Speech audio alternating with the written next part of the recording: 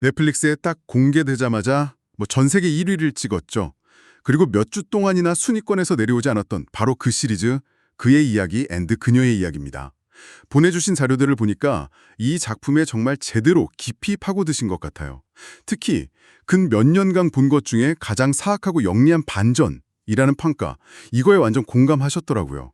오늘 저희는 바로 그 사악함이 어떻게 설계되었는지 그 설계도를 한번 같이 들여다보려고 합니다. 네, 맞습니다.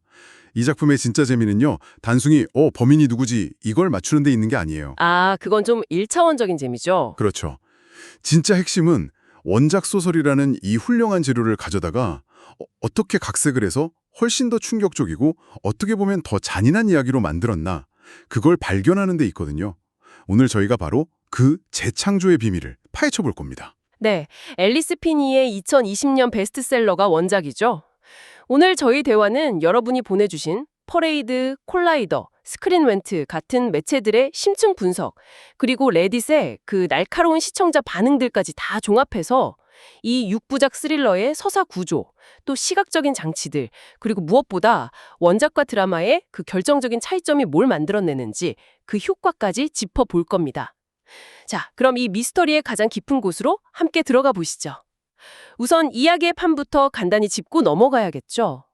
비극적인 사건으로 커리어가 완전히 무너진 뉴스 앵커 애나가 있습니다. 테사 톰슨이 연기했죠. 네.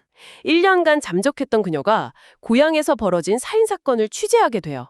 그러면서 현장 담당 형사이자 별거 중인 남편, 존 번탈과 다시 얽히게 됩니다.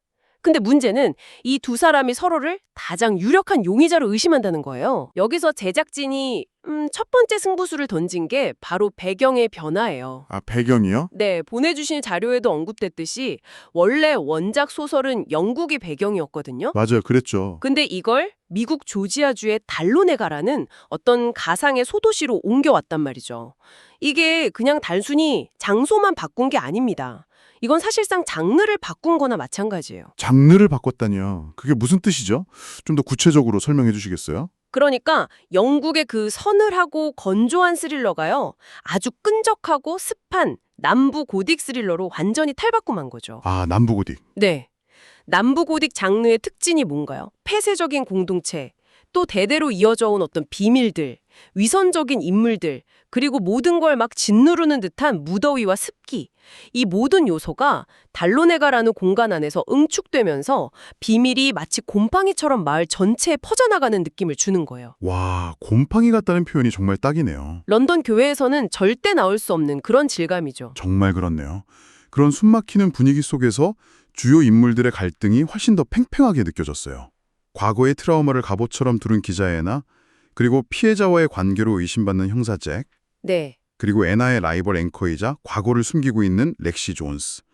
마지막으로 모든 미스터리의 열쇠를 준 것 같은 치매를 앓는 애나의 어머니 앨리스까지. 이 인물들 관계가 정말 아슬아슬했죠? 이 조합이 제대로 터졌습니다. 공개되자마자 넷플릭스 전 세계 1위를 차지했고요. 무려 5주차에도 2,710만 시청 시간을 기록하면서 3위를 지킬 정도로 뒷심이 대단했죠. 와, 근데 재미있는 건 이런 대중적인 인기랑은 다르게 비평가들의 반응은 꽤 미지근했다는 점이에요. 아, 그랬나요? 네, 루튼 토마토 신선도는 68%, 메타크리틱 점수는 53점. 딱 볼만은 한데 뭐 명작은 아닌 수준의 평가를 받은 거죠. 맞아요. 가디언즈 같은 곳에서는 새해에 보기 좋은 세련된 스릴러라고 칭찬했지만, 또 어떤 매체는 테사 톰슨이나 존 번칼 같은 배우들의 연기가 아깝다 이러면서 서사의 개연성을 지적하기도 했죠. 바로 그 지점입니다. 네. 바로 그 지점에서 시청자랑 비평가들의 시선이 완전히 갈린 거예요. 시청자들은 개연성의 어떤 허점보다는 예측 불가능한 전개, 그리고 그야말로 뒤통수를 후려치는 그 반전에 열광했거든요. 아, 이 작품은 완벽한 이야기가 아니라 매혹적인 거짓말에 가깝습니다. 그리고 그 거짓말의 중심에는 원작을 아주 영리하게 그리고 대담하게 빗은 제작진의 선택이 있죠. 이제 그 매혹적인 거짓말이 어떻게 만들어졌는지 본격적으로 해부해 볼 시간입니다. 좋습니다. 이 드라마의 심장, 바로 반전의 설계도죠. 범인이 애나의 엄마 앨리스라는 사실 자체는 원작 소설이랑 같아요. 그렇죠. 하지만 이걸 시청자가 알게 되는 순간의 그 충격의 강도는 드라마가 훨씬 강력합니다. 그리고 그 차이는 내레이션이라는 아주 교묘한 장치에서 시작돼요. 드라마를 보시는 내내 애나의 목소리로 들려오던 그 내레이션 아마 굉장히 익숙하게 느끼셨을 거예요. 네, 그냥 주인공의 속마음이려니 했죠. 그렇죠. 우리는 보통 영상 매체에서 특정 인물의 내레이션이 나오면 아주 자연스럽게 그 인물의 시점과 감정에 동기화되거든요. 마지막 회에서 그 내레이션이 사실은 앨리스가 딸에게 쓴 편지를 애나가 읽는 거였다는 게 밝혀졌을 때, 와, 정말 소름이 돋았어요. 맞아요. 목소리의 주인은 애나였는데 서사의 진짜 주인은 앨리스였던 거죠. 바로 그겁니다. 밀리엄 올드로이드 감독이 이걸 원작 소설의 1인칭 살인자 시점을 영상으로 구현하기 위한 아주 영리한 방법이었다고 직접 설명했어요. 소설에서는 처음부터 앨리스 시점으로 이야기가 진행되지만 이걸 영상으로 그대로 옮기면 반전의 맛이 사라지잖아요. 그렇죠. 김이 세죠. 그래서 목소리는 애나에게 빌려주되 그 내용은 앨리스의 고백으로 채워넣은 서술 트릭을 쓴 겁니다. 이 장치 하나만으로 시청자는 마지막 순간까지 애나를 의심의 용의선상에서 내려놓을 수가 없게 되는 거죠. 정말 완벽한 미스디렉션, 그러니까 시선 돌리기였어요. 그런데 이보다 더 결정적인 각색이 또 있죠. 모든 비극의 씨앗이 된 16살 생일 파티 사건 말입니다.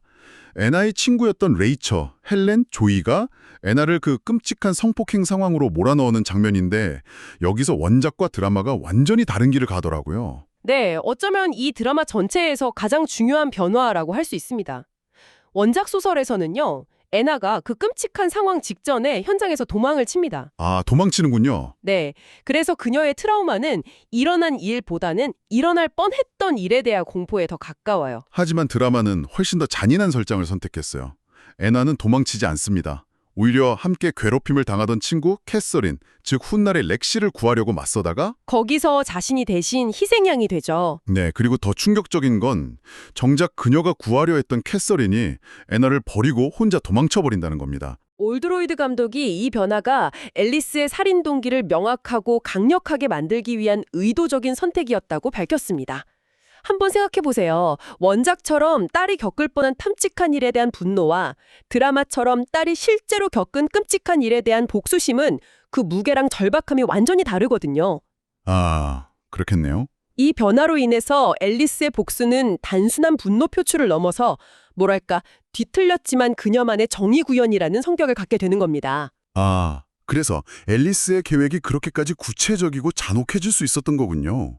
딸을 상폭행으로 몰아넣은 주동자 3명, 레이철과 헬렌, 조이는 직접 살해해서 대가를 치르게 하고 그렇죠. 그리고 위험에 처한 딸을 외면하고 도망친 비겁자 캐서린에게는 모든 살인죄를 뒤집어 씌워서 사회적으로 매장시키려고 한 것. 정확합니다. 왜 캐서린은 죽이지 않고 누명을 씌우려 했을까? 이 질문의 답이 바로 여기에 있는 거예요. 아하, 앨리스의 그 뒤틀린 정의관 속에서 캐서린의 죄는 죽음으로 갚을 죄가 아니라 비겁함이라는 낙인을 평생 짊어지고 살아가야 할 죄였던 겁니다. 이 각색 덕분에 앨리스라는 인물은 훨씬 더 입체적이고 서늘한 카리스마를 갖게 됐고 그녀의 복수극은 단순 스릴러를 넘어서 어떤 비극적인 서사시의 힘까지 얻게 된 거죠. 이런 서사적인 장치뿐만 아니라 드라마의 시각적인 언어도 굉장히 정교하게 설계되어 있더라고요. 특히 의상 디자이너 미렌 고든 크로지어의 인터뷰를 다룬 자료가 흥미로웠는데 애나의 의상이 단순한 옷이 아니라 신비적 갑옷의 역할을 한다고 했죠. 네, 그 표현이 정말 정확합니다. 애나의 의상은 그녀의 감정과 상황을 대변하는 또 하나의 대사라고 봐도 무방해요. 시리즈 초반 트라우마에 갇혀 지내는 그녀가 주로 입는 틸블루 색상의 의상들, 그건 그녀 내면의 슬픔과 우울을 그대로 시각화한 장치거든요. 그러다가 고향으로 돌아와서 과거 인물들이랑 부딪히기 시작하면서 초록색 파이톤, 그러니까 뱀 가죽 패턴 옷을 입기 시작하죠. 맞아요. 마치 자신을 보호하기 위해 독을 품은 동물처럼 주변의 질투와 위험에 맞서려는 경계심을 드러내는 것 같았어요. 그리고 사건이 절정으로 치달으면서 그녀가 선택하는 색은 강렬한 와인 레드입니다. 이 색은 피와 위험을 직접적으로 상징하기도 하지만 동시에 더 이상 숨거나 피하지 않고 진실을 정면으로 마주하려는 그녀의 강인한 의지를 보여주는 색이기도 하죠. 그런데 개인적으로 가장 인상 깊었던 건 마지막 장면의 오렌지색 드레스였습니다. 아, 그 오렌지색 드레스요. 저도 그 장면이 뇌리에 깊게 박혔어요. 과거 회상 장면에서 아이를 잃기 전 그녀가 가장 행복했던 시절에 입었던 옷이랑 같은 색이잖아요. 맞습니다. 그래서 그 오렌지색은 표면적으로는 모든 비극을 딛고 새로운 삶을 시작하는 어떤 희망, 부활을 상징하는 것처럼 보여요. 하지만 그 이면을 들여다보면 정말 씁쓸한 의미라 숨어 있죠. 씁쓸한 의미라뇨? 그녀가 되찾은 그 행복과 표호는 결국 어머니의 끔찍한 살인과 복수라는 그 대지 위에 세워진 거니까요. 겉보기엔 가장 밝은 색이지만 그 안에는 가장 어두운 비밀이 담겨 있는 아주 역설적인 장치인 셈입니다. 와, 결국 모든 이야기에는 두 가지 입장이 있다는 극중 대사가 이런 모든 장치들을 관통하는 핵심 주제인 것 같아요. 애나의 내레이션도 그렇고 앨리스의 복수도 그렇고 심지어 애나가 입는 옷 색깔까지도 겉으로 보이는 것과 그 이면에 담긴 진실이 다르니까요. 그래서 한국 매체 오마이스타일 리뷰에서 지적했듯이 이 작품은 무엇이 진실인가라는 질문보다 무엇이 믿어지는가라는 질문에 더 집중합니다. 아, 믿어지는 것. 네, 인물들의 엇갈리는 증언, 부풀려진 소문, 왜곡된 기억들이 막 서로 충돌하면서 각자의 서사를 만들어내고 시청자인 우리 역시 그 과정에서 자신도 모르게 한쪽의 이야기에 설득당하면서 진실에서 멀어지는 경험을 하게 되는 거죠. 침묵의 무게라는 주제도 빼놓을 수 없고요. 수년간 누구에게도 말하지 못했던 애나의 성폭행 사건은 그냥 마치 존재하지 않았던 일처럼 취급되잖아요. 그 침묵이 결국 모든 비극을 낳은 토양이 된 셈이죠. 바로 그 지점이 이 작품이 던지는 가장 중요한 사회적 메시지라고 생각합니다. 폭력적인 사건 그 자체보다 그 사건 이후에 이어진 공동체의 외면과 침묵이 한 인간의 영혼을 어떻게 더 길고 고통스럽게 파괴하는지를 보여주거든요. 상처는 터뜨리고 치료해야 낫는데 모두가 그걸 덮어두고 없는 척했을 때 어떤 괴물이 태어나는지를 똑똑히 보여주는 거죠. 이 모든 정교한 장치들 때문에 시청자들이 열광할 수밖에 없었던 것 같아요. 레딧 같은 커뮤니티에서는 곤골에 비견될 만한 간전이라면서 대부분 앨리스가 범인일 거라고는 상상도 못했다는 그런 충격적인 반응이 줄을 이었죠. 가해자 중 한 명인 조이의 오빠 잭과 결혼까지 한 것인가 하는 문제였죠. 아, 맞아요. 그 부분은 저도 보면서 좀 의아했어요. 이건 사실 제작진이 시청자들에게 충분히 설명해 주지 못한 부분이 맞습니다. 그쵸. 뭐 트라우마 때문에 기억이 왜곡됐다거나 자기 방어 기제다 이렇게 해석하려는 시도도 있었지만 아무래도 개연성이 부족하다는 지적이 많았죠. 근데 그럼에도 불구하고 이런 논쟁이 벌어진다는 것 자체가 이 시리즈가 시청자들을 얼마나 깊이 이야기에 빠져들게 만들었는지를 보여주는 증거가 아닐까 싶어요. 그렇다면 이 이야기가 여기서 끝일까요? 시즌2의 가능성에 대한 궁금증도 많으실 텐데요. 원래는 단편인 리미티드 시리즈로 기획됐지만 폭발적인 성공 이후에 윌리엄 올드로이드 감독이 인터뷰에서 시즌2의 가능성을 살짝 열어뒀습니다. 오, 정말요? 만약 시즌2가 나온다면 어떤 이야기를 다루고 싶다고 했나요? 누가 범인인가라는 미스터리는 이미 풀렸는데요. 감독은 애나가 이 끔찍한 비밀, 즉 자신의 어머니가 남편의 여동생을 죽였다는 사실을 안고 어떻게 살아갈 것인가 이 지몽을 탐구하고 싶다고 밝혔습니다. 와, 이건 완전히 다른 종류의 스릴러가 되겠죠. 범인을 쫓는 미스터리가 아니라 진실의 무게를 짊어진 채 파멸을 피하려는 한 인간의 심리를 쫓는 서스펜스가 될 겁니다. 남편 잭을 사랑하지만 그의 눈을 볼 때마다 어머니가 저지른 끔찍한 범죄를 떠올려야 하는 애나의 삶이라 그 자체가 또 하나의 거대한 지옥이겠네요. 오늘 그의 이야기, 그녀의 이야기의 설계도를 정말 깊숙이 들여다본 것 같습니다. 원작을 뛰어넘는 영리한 각색과 배우들의 혼신을 다한 연기, 그리고 시청자의 허를 찌르는 반전까지 이 시리즈가 왜 전 세계적인 화제작이 될 수밖에 없었는지 그 이유를 충분히 확인한 시간이었습니다. 하지만 여러분이 보내주신 자료들을 모두 종합하며 이 이야기를 곱씹어 볼수록 제 마음 한구석에 불편하지만 아주 중요한 질문 하나가 남게 됩니다. 어떤 질문이죠? 레딧의 한 시청자가 남긴 아주 날카로운 지적이었는데요.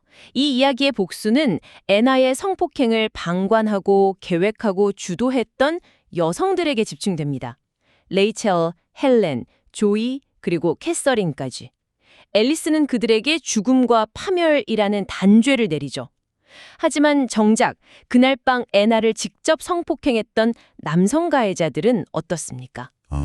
그들은 이야기 속에서 끝까지 얼굴도 이름도 없는 존재로 남겨진 채 어떤 처벌도 심지어 언급조차 되지 않습니다. 생각해보니 정말 그러네요. 이야기는 왜 방관자이자 공모자였던 여성들에게는 이토록 가혹한 복수를 행하면서 직접적인 가해자인 남성들은 의도적으로 서사 밖으로 지워버렸을까요? 이 선택이 트라우마의 책임과 사적 복수의 본질에 대해 우리에게 무엇을 말해주고 있는지, 어쩌면 이 질문이야말로 이 시리즈가 우리에게 남긴 가장 무서운 미스테리가 아닐까 싶습니다. 여러분도 한번 생각해 보시면 좋겠습니다.